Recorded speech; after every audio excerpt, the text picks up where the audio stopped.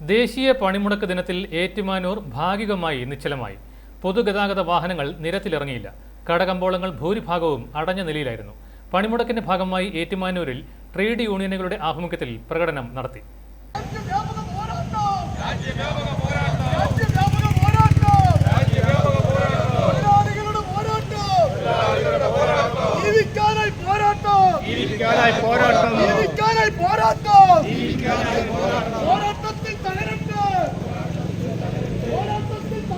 ഏറ്റുമാനൂരിൽ CITU-വിന്റെയും AITUC-യുടെയും നേതൃത്വത്തിൽ KSRTC bus സ്റ്റേഷനിൽ നിന്നും തുടക്കം കുറിച്ച പ്രകടനം നഗരം ചുറ്റി പടിഞ്ഞാറേനട പേരൂർ ജംഗ്ഷൻ വഴി സെൻട്രൽ ജംഗ്ഷനിലെത്തി സമാപിച്ചു. തുടർന്ന് ചേർന്ന യോഗം CITU ജില്ലാ vice president advocate V. Jayaprakash ഉദ്ഘാടനം ചെയ്തു. ഇന്ത്യയിലെ തൊഴിലാളി വർഗത്തോടൊപ്പം ഇന്ത്യയിലെ കർഷകരാകെ പങ്കെടുക്കുന്നുണ്ട്. ഇന്ത്യയിലെ 112 കർഷക സംഘടനകൾ അണിനിരക്കുന്ന കർഷക മോർച്ച ഈ സമരത്തിന് പിന്തുണയുമായി സമരത്തിൽ നിൽക്കുന്നുണ്ട്. കർഷക തൊഴിലാളി യൂണിയനുകളുണ്ട്, NRG അസോസിയേഷനുകളുണ്ട്.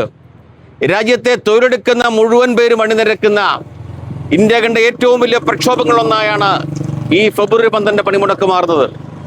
ഇത് തൊഴിലെടുക്കുന്ന എല്ലാ മനുഷ്യരുടെയും ജീവിത പ്രശ്നങ്ങൾക്കുള്ള പ്രക്ഷോഭമാണ്. നാം ഇവർക്ക് ഏറ്റവും പ്രധാനപ്പെട്ട പ്രശ്നം ഇന്ത്യയിലെ 90% തൊഴിലാളികളും എല്ലാ നിയമങ്ങൾക്കും എല്ലാ തൊഴിൽ നിയമങ്ങൾക്കും പുറത്താക്കുന്നതാണ് 4 കോഡുകൾ.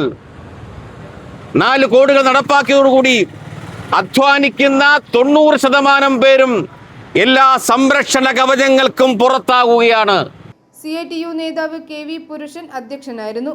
വ്യാപാരി വ്യവസായ സമിതി സംസ്ഥാന general secretary ES Biju, CPIM area secretary Babu George, PS Vinod, Geetha Unnikrishnan, KP Sreeni, MD Varkey, trade union നേതാക്കളായ അഡ്വക്കേറ്റ് പ്രശാന്ത് രാജൻ, സന്തോഷ് ഫിലിപ്പ് എന്നിവർ സംസാരിച്ചു.